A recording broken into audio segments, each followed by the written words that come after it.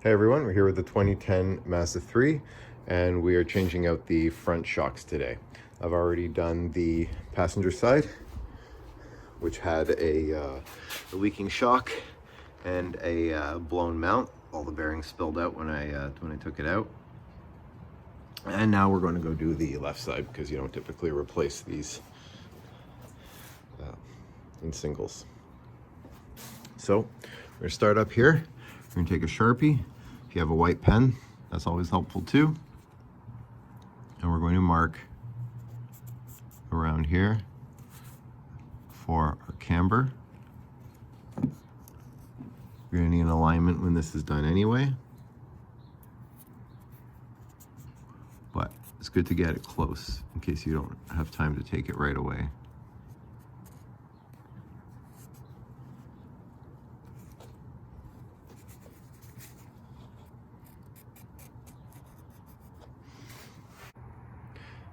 I should also say that I have the whole front end lifted up on jacks and the car is in neutral, which will allow me to turn each of the hubs easily.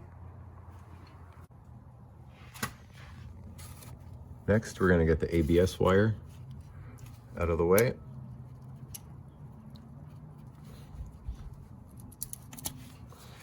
Okay, got that disconnected. Now let's pull it out of the grommet.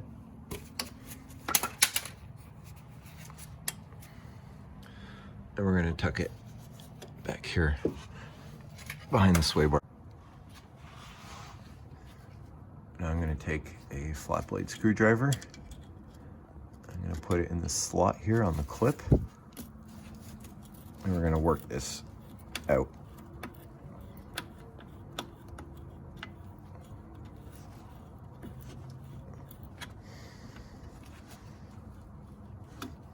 Once you can get it out enough to get it in here, you're better off prying out from here because this tab has a tendency to break.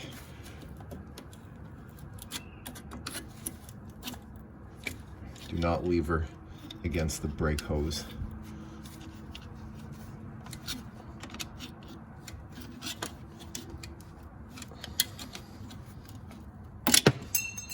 There. When you're reinstalling it, it goes like that. Not that way. Next, we're going to take 17 mil here and get this pinch bolt out. You don't need an impact, but I'm going to use it anyway.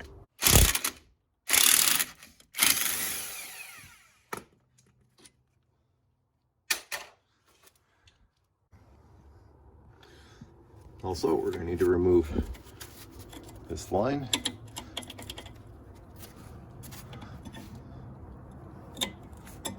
Bring that out. That one came out a little easier than the passenger side. Sometimes you have to twist it side to side. That's out too. Next, we have to get the upper sway bar link out of here. I'm going to try to zip this off with a 14 mil on an impact. If not, I will have to use a 5 mil hex socket to hold that.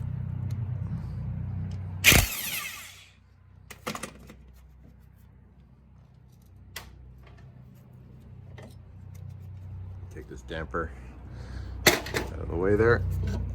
All right, your sway bar link is out. If your sway bar links are weak, making any noise, now's a good time to replace them since you're halfway there. You just have to take that lower one out. Going back up here, I'm going to just loosen these 14 mil bolts. So it's time to remove them.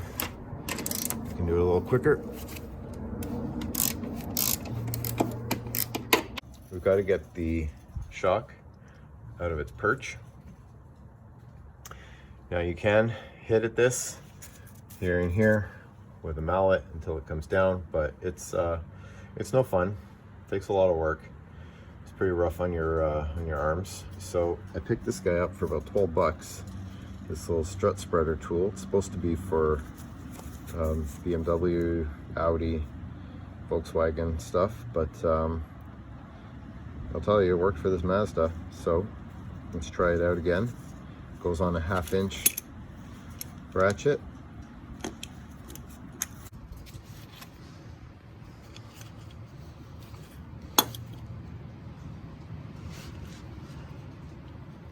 I'm going to place it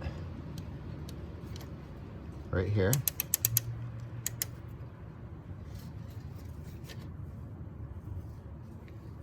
And when we rotate it 90 degrees, it's going to spread this open just a little bit.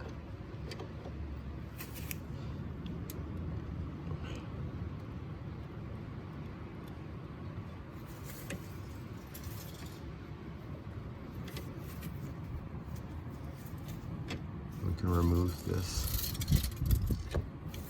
and leave that there. Now, it may fall out a few times, but it's still worth it.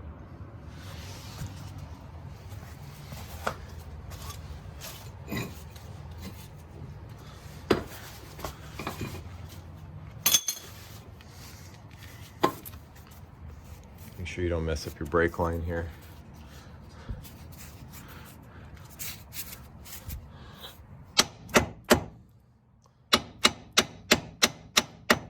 Already.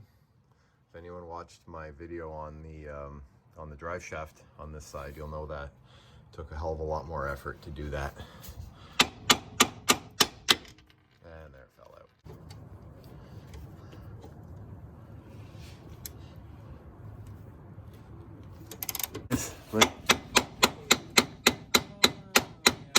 So if you're not filming, you can actually hold the ratchet while you hammer down on that, and it's much less likely to fall out.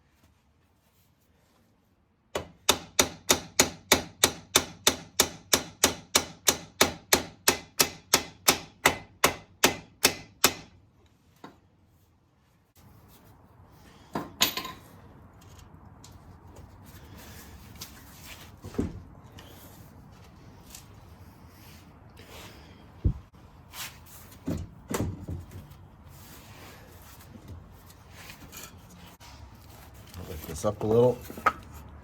There. Just to support this, take some strain off the axle. But now this is held on with nothing but the 3 bolts on top.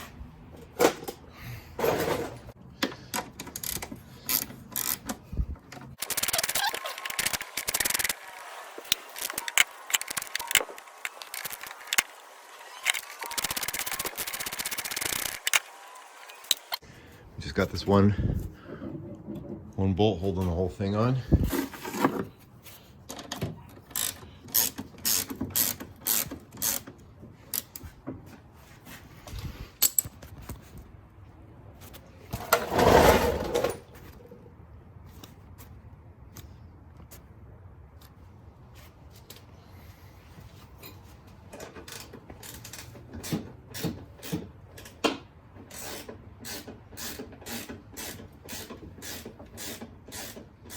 We bring this down, always bring it down on the side opposite the caliper and the brake hose.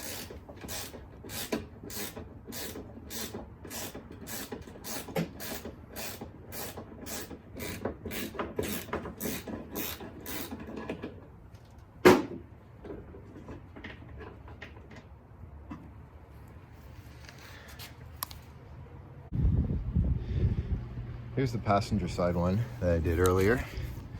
The shock is mush, has oil coming out of it. It retracts very, very slowly. But the real culprit was mount. It had almost no bearings left in it. I'm doing this out here because if anything happens, I don't want any parts flying at any of my vehicles or people, neighbors and such. So got some spring compressors on here. Takes 21. We're going to send that down the impact.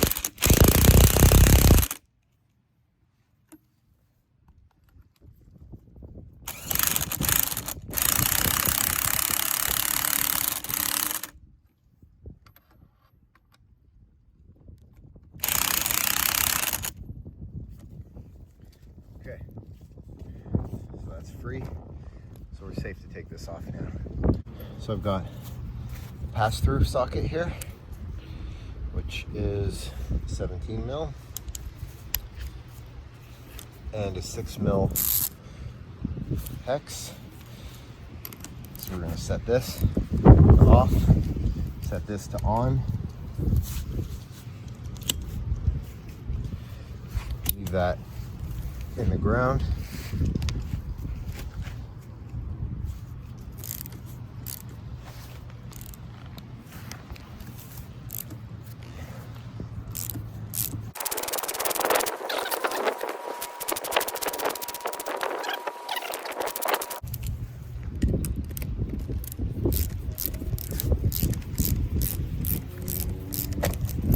There we are. There's a nut.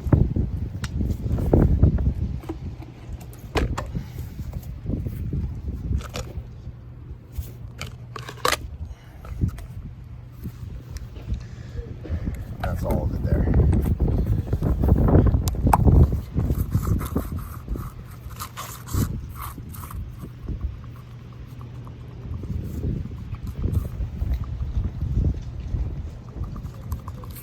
This mount isn't in very good shape either, as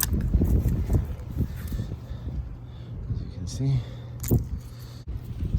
Let's see how this shock was. This shock had some leaking too, but not quite as bad.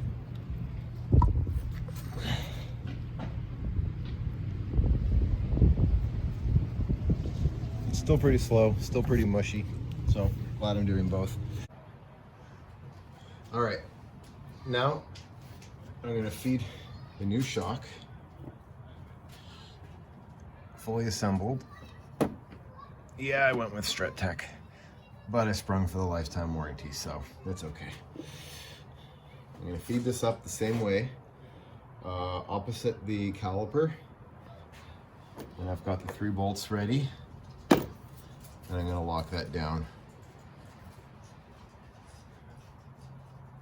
I'm gonna fish that up, and I'm gonna get those started to hold the strut up.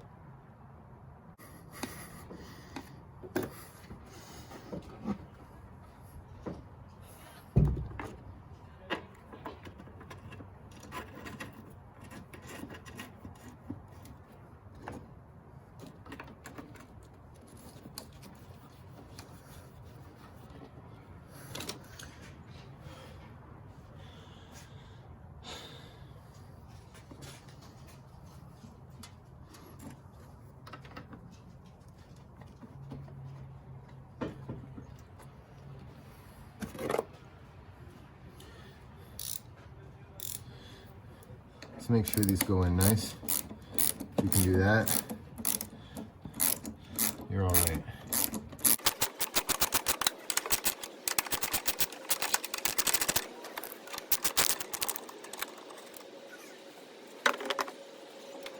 Before you tighten this down, let's try to get this back in our camber marks. This one looks good.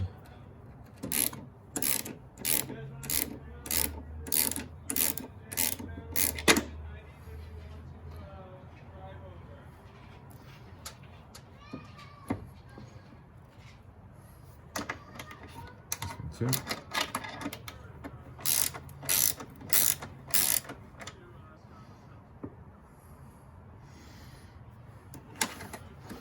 Realistically, I should have marked them with white paint, but I can still see them a bit. You may not be able to. But it's good, like I said, it's getting aligned anyway.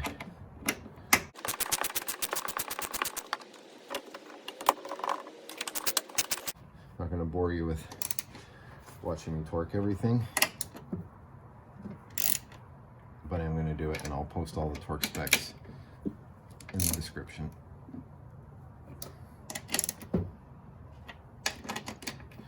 Those are up pretty snug.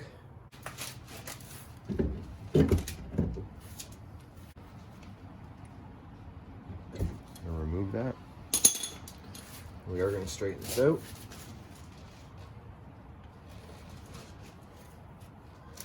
Because the fin here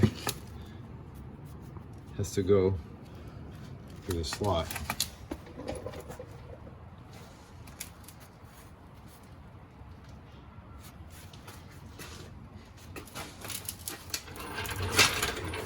Take our floor jack into the ball joint.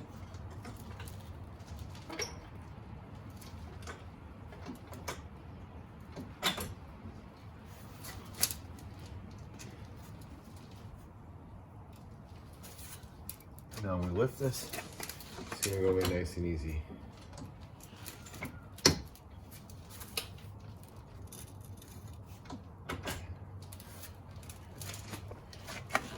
And you can see there.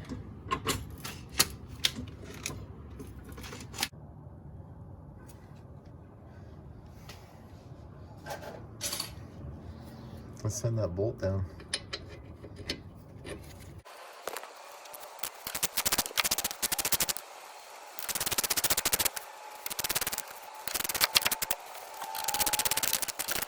Now before it starts getting really tight, let's get the spreader out, because if you try to tighten that bolt and the spreader's in there, you could possibly damage the knuckle.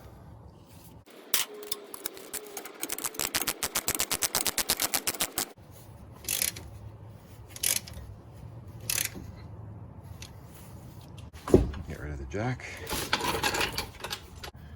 That flat part goes at the back.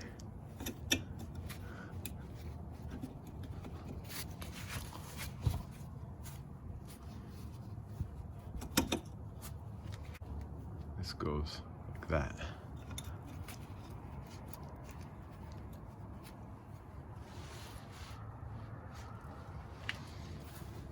You can use something light to tap it in. This rubber handle screwdriver will do just fine. Let's pull this back to the center here. I'm going to add back the sway bar link and the damper and the nut.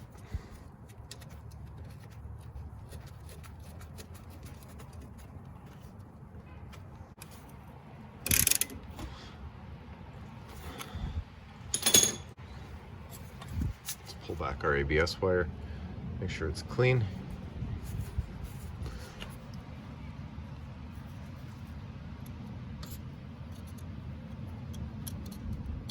Make sure it clicks when you put it in.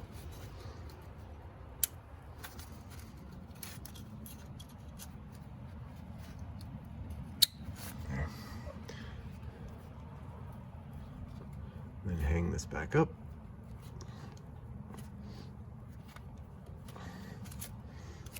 Of course, we got to torque everything. And again, I won't bore you with it. I'll put all the values in the description. That's how you change out your front shocks on a first and second gen Mazda 3 up to and including 2013. Thanks for watching. Please like, share, and subscribe.